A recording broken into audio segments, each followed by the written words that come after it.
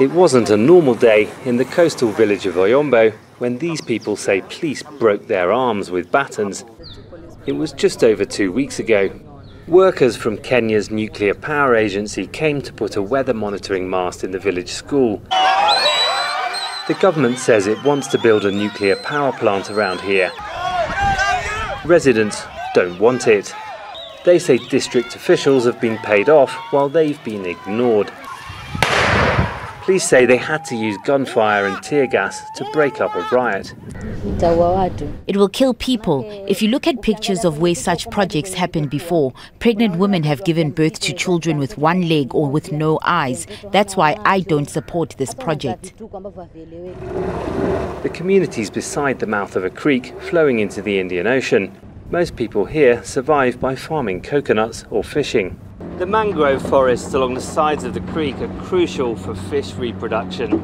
Further down the channel, turtles lay eggs on the beaches, and the coral reef out to sea is also crucial for fish reproduction. Where we are right now is a protected marine wildlife reserve, and the area being considered for the power plant is here.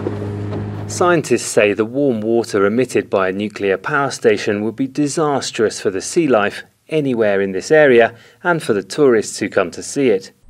Environmental activist Phyllis Amido says the location couldn't be worse and Kenya's nowhere near being able to manage nuclear waste.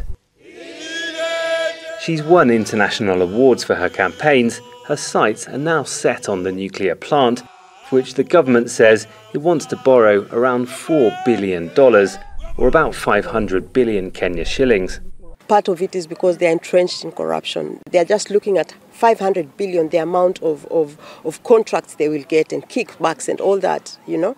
They are trying to push this thing down the throat of Kenyans because of 500 billion. But not because Kenyans will benefit from it, but a few men within government will benefit from it.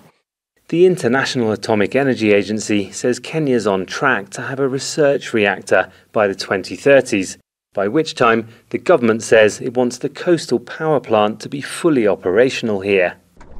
Several African governments have signed deals for nuclear power stations in recent years, mostly with Russia and China. McDonald Kenga, who took us fishing near the proposed site, doesn't want Kenya to be one of them. He says radiation poisoning will destroy his livelihood. The Nuclear Energy Agency told us the final decision on the site will meet all Kenyan and international laws, and it's seeking a foreign partner who'll deal with nuclear waste.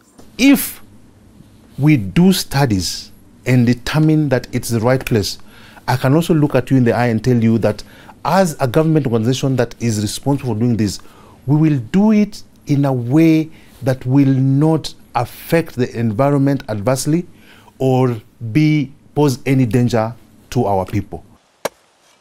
The government says the power station will bring development to the community around it.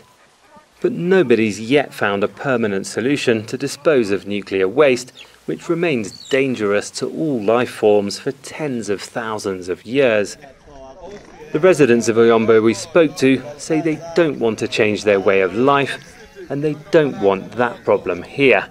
Malcolm Webb, Al Jazeera, Kilifi County, Kenya. Make sure to subscribe to our channel to get the latest news from Al Jazeera.